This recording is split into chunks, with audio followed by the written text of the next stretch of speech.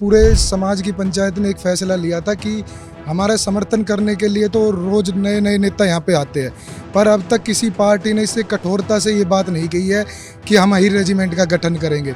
इसको लेकर एक मैनिफेस्टो यहाँ से बनाया गया था कि सब पार्टियों के पास एक मैनिफेस्टो भेजा जाए कि जो भी अहीर रेजिमेंट की मांग अपनी मैनिफेस्टो में रखेगा तो इस देश के अंदर 22% यादव है, पूरे देश के अंदर, तो पूरे देश का यादव समाज उस पार्टी का समर्थन करेगा। तो यही चाहते हैं हमारी रेजिमेंट बने, आगे इन बच्चों का भविष्य अच्छा रहे, इसी उम्मीद में बैठे हम। मांग है सब भारतीय रेजिमेंट की है और कोई मांग नहीं है। 2022 से ही बैठे हम यहाँ, दिल्ली आते हम भी खुद जी आ रही हूँ मैं तो। ये भी हमारी मांग है, इसको जब तक पूरा नहीं हो गया हम यहाँ पे बैठेंगे। तो नाराजगी तो है, 3 साल हम लोगों को यहाँ बैठे हुए हो गए, कितने मुकदमे हमारे ऊपर लगे हैं, मुकदमे चल रहे हमारे ऊपर कोर्ट में, लाठीचार्ज हो रही है। अगर कोई नेता बड़ा प्रधानमंत्री या गृह मंत्री, रक्षा मंत्री कहीं पर आता है तो हमारी घरों में हाउस अरेस्टिंग हो जाती है। मेरा नाम अरुण यादव है और मैं इस अहीर रेजिमेंट धरने का संयोजक हूँ जो स्टार्टिंग की थी सबसे पहले 2018 से।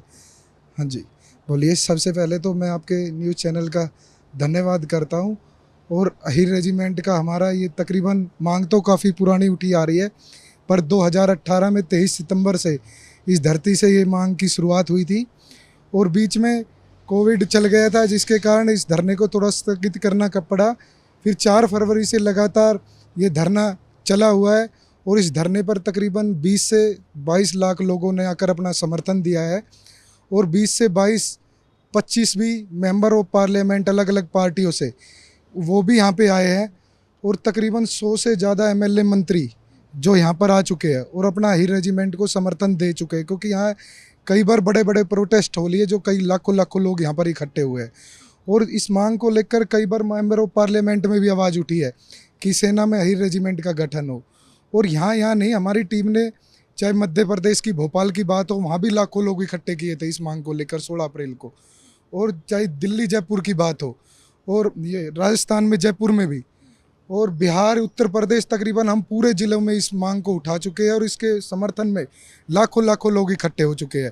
पर अब तक दुर्भाग्य की ये बात है कि हमने अनेकों पत्र से रक्षा मंत्री के पास, गृह मंत्री के पास, प्रधानमंत्री के पास लिखे हैं और अनेकों विधानसभाओं से भी पत्र लिखवा के, चाहे मध्य प्रदेश की विधानसभा हो, चाहे राजस्थान की हो, चाहे अशोक गहलोत हो, चाहे मध्य प्रदेश के अध्यक्ष थे उन्होंने लिखा, और यहाँ हरियाणा से भी लिखकर कई बार ये मांगे केंद्र तक गई है, पर अब तक केंद्र ने इस मांग के अब तक कोई संज्ञान में नहीं लिया है। 2024 लोकसभा चुनाव जो होने जा रहे हैं गुड़गांव में, 25 मई को ही वोटिंग है, इसे एक सबसे बड़ा मुद्दा भी माना जा रहा है। देखिए 23 सितंबर को हमारे यहाँ पर पूरी एक समाज की बड़ी पंचायत हुई थी जिसमें देश से लोग आए हुए थे और पूरे समाज की पंचायत ने एक फैसला लिया था कि हमारा समर्थन करने के लिए तो रोज़ नए नए नेता यहाँ पे आते हैं, पर अब तक किसी पार्टी ने इससे कठोरता से ये बात नहीं कही है कि हम अहीर रेजिमेंट का गठन करेंगे। इसको लेकर एक मैनिफेस्टो यहाँ से बनाया गया था कि सब पार्टियों के पास एक मैनिफेस्टो भेजा जाए कि जो भी अहीर रेजिमेंट की मांग अपनी मैनिफेस्टो में रखेगा तो इस देश के अंदर 22% यादव है, पूरे देश के अंदर, तो पूरे देश का यादव समाज उस पार्टी का समर्थन करेगा और उसको वोट करने का काम करेगा। इसीलिए हम सब पार्टियों के कार्यालयों पर जाकर सब राष्ट्रीय अध्यक्ष को ये ज्ञापन भी दे के आए समाज की तरफ से कि इस मांग को आप मैनिफेस्टो में रखें, और स्पीड पोस्टिंगों के द्वारा भी अनेकों बार ये मांगे भेजी गई है, पर अब तक किसी पार्टी ने इसको संज्ञान में नहीं लिया है। फिर इस पर मुखरता से तो बात कर रहे हैं, राज बब्बर कह रहे हैं कि हम आएंगे तो सबसे पहले अहीर रेजिमेंट का जो मुद्दा है उसे उठाएंगे। राव इंद्रजीत भी कह रहे हैं कि हमने तो रक्षा मंत्री को पत्र लिखा ही था, अब दोबारा से हम इस पर प्रयास करेंगे। फैजल पुरिया कह रहे हैं अगर हम नहीं भी जीते फिर भी हम अहीर रेजिमेंट के लिए धरना पर बैठेंगे और उनकी बात रखेंगे। देखिए राव इंद्रजीत जी तो पहले भी आए थे और जिस दिन नॉमिनेशन करते सबसे पहले ही यहाँ ही रेजिमेंट पे धरने पे आए थे, और राज बब्बर जी भी अभी 4-5 दिन पहले यहाँ पे आए थे, और फाजिल पुरिया तो हमारे साथ इस संघर्ष में लगे ही हुए हैं, जिन्होंने मुकदमे भी लगे हैं हमारे ऊपर, यहाँ अनेकों लोगों के ऊपर मुकदमे भी लगे हुए हैं रेजिमेंट को लेकर और जेलें भी हुई है। तो कहने का मतलब ये है कि सब लोग यहाँ पर आए, पर अब तक क्योंकि समाज ने एक फैसला लिया था, लोग हैं राजनीति के लिए अपनी वोट चाहिए, अनेकों अलग अलग पार्टियों से लोग भी आए, पूरे देश से सांसद आए हैं, यहाँ अलग अलग स्टेट से सांसद आए, पर जो एक मुख्यतः बात थी हमारे समाज की, हमारे लोगों की, कि हम उस पार्टी का पूरा भरपूर तरीके से समर्थन करेंगे जो मैनिफेस्टो में रखेगा बात। आ रहे हैं लोग, ठीक है, सब आश्वासन दे के जा रहे। राव इंद्रजीत जी भी आए थे, उन्होंने भी कहा कि भाई हम इस मांग पे हमारी बातें चल रही है, हम इसको जल्द से जल्द पूरा कराएंगे। दीपेंद्र हुड्डा भी है, वो भी कई बार आ चुके हैं, उन्होंने भी अब कोसली तरफ पूरे हल्के की तरफ वो कह रहे हैं कि हम इस मांग को पूरा कराएंगे। राज बब्बर जी ने भी आके ये बात कहा है कि अगर हम चुन के जाते हैं तो सबसे पहले यही रेजिमेंट की टोपी लगा के जाएंगे। तो अच्छी बात है, हम सोचते हैं कि इस मांग को ज़्यादा से ज़्यादा उठाई जाए और हमारी ये मांग जल्द पूरी हो। चलिए आगे भी और भी बड़े बुजुर्ग यहाँ पर मौजूद हैं जो कई वक्त से इस धरने में बैठे हुए हैं। आपसे जानना चाहूँगी कितने वक्त से आप इन बच्चों के साथ, जो नौजवान हैं उनके साथ हैं और अही रेजिमेंट की? 4 फरवरी से ही बैठे हैं इसमें। 4 फरवरी से? हाँ, 2022 से ही रोज डेली बैठते हैं। तो यही चाहते हैं हमारी रेजिमेंट बने, आगे इन बच्चों का भविष्य अच्छा रहे, इसी उम्मीद पे बैठे हैं हम। तो आप यहाँ बैठते हैं तो घर बार कैसे चलता है, इनकम कैसे होती है, कौन रहता है, कौन देखता है? इनकम बच्चे हैं, वो देखते हैं घर को। खेती बाड़ी है, खेत में काम करते हैं वो। प्रोटेस्ट की वजह से कोई नुकसान तो नहीं हो रहा? नुकसान नहीं हो रहा। लेकिन आप हर दिन 2018 से यहाँ पर आ रहे हैं, डेली बैठते हैं। क्या लगता है इस बार अगर कोई पार्टी सत्ता में आती है, आपको क्या लगता है कि कौन आपकी बात सुन रहा है? क्योंकि वादे तो सब करके जा रहे हैं। जो सुनेगा वो आता है, यहाँ कह के तो जाते हैं भाई हम करवाएंगे। अब आगे देखो करवाते हैं या नहीं करवाते हैं, आगे क्या पता है कोई करवाता है। आश्वासन तो देख के ही जाते हैं भाई हम करवाएंगे, बाकी आगे देखते हैं कौन क्या करवाता है। मांग है सब भारत अरेंजमेंट की है और कोई मांग नहीं है। अब 2022 से ही बैठे हम यहाँ, दिल्ली आते हैं हम भी, फौजी आदमी में तो। हाँ, और कोई मांग नहीं हमारी। जो हमारा समर्थन करेगा उसकी वोट देंगे। क्लियर बोल देगा हाँ भाई आपका समर्थन पक्का कर रहे हैं तो उसके साथ हैं। लेकिन देखिए जब चुनाव होते हैं तो पार्टी के तो हर लोग आते हैं, आपसे बात करने आते हैं। पहले भी आया था इंद्रजीत, तो एक बार पहले भी आया था। पहले जब धरना शुरू हुआ था ना स्टार्ट में 2022 में, पता 23 में आया था इंद्रजीत तो एक बार पहले भी। हाँ पहले, वो तो 2-3 दफा होगा और पैसे भी देख गया वो तो इंद्रजीत यहाँ। अच्छा हाँ, इंद्रजीत वो काफी समर्थन कर रहा वैसे। हाँ। आपने उनसे ये तो बात रखी होगी कि हम तब से धरने पर बैठे हुए हैं, क्यों कुछ नहीं हो रहा? क्या कहा उन? बोले कर रहे हैं कार्रवाई, बैठे रहो आप, कर रहे हैं कार्रवाई, ये बोलते हैं वो। बोला आप बैठे रहो, कार्रवाई होगी आपकी, जरूर सुनाई होगी, ये शासन दे रहा है वो तो अभी भी।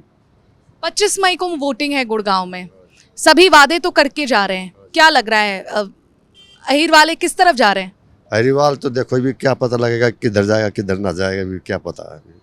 25 तारीख को पता लगेगा असली। तो दिक्कतें तो बहुत होती है क्योंकि काम भी होता है और यहाँ पे भी आते हैं, इस रूटीन में काम का भी थोड़ा सा वो ऊपर नीचे हो जाता है। भाई आप बताइए।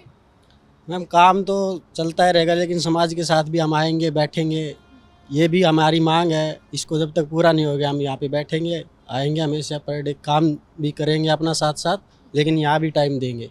दिन में 2 घंटा 4 घंटा जितना भी होगा हम आते हैं डेली पर डे, यहाँ पे टाइम देते हैं। पहले इस मांग के बारे में तकरीबन हमारे देश में जो यादव समाज है उनको पता ही नहीं था।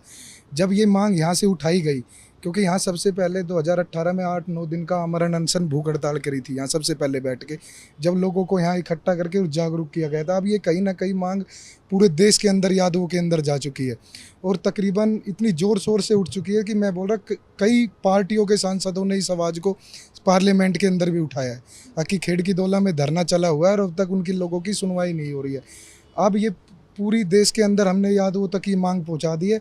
आगे इस पर पूरी कार्रवाई करके और कहीं ना कहीं हम इस मांग को और ज़ोर शोर से उठाएंगे और आगे इसका कोई ना कोई रास्ता निकालेंगे।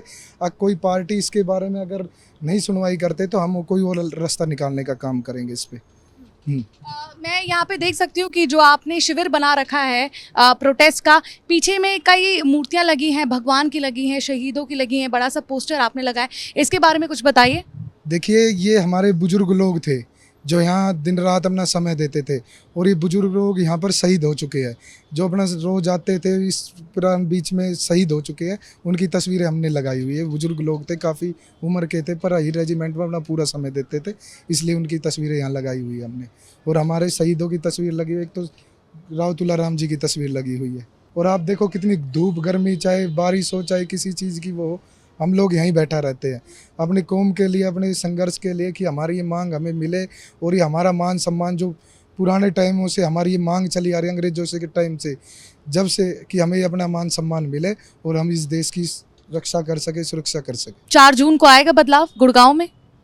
देखिए पब्लिक तो और भी बहुत से मुद्दे हैं। अब मैं कहूँ कि एक सबसे बड़ा मुद्दा तो एक अहीर रेजिमेंट का तो है, साथ में एक अग्निवीर का भी मुद्दा यहाँ काफ़ी जोर शोर पकड़ रहा है, क्योंकि यहाँ के लोग आप देखो सुबह 5 बजे 4 बजे आप रोड पे जाके देखते थे कि यहाँ के लोग, बच्चे को एक ही चीज़ नज़र आती थी कि या तो खेती थी या फौज थी।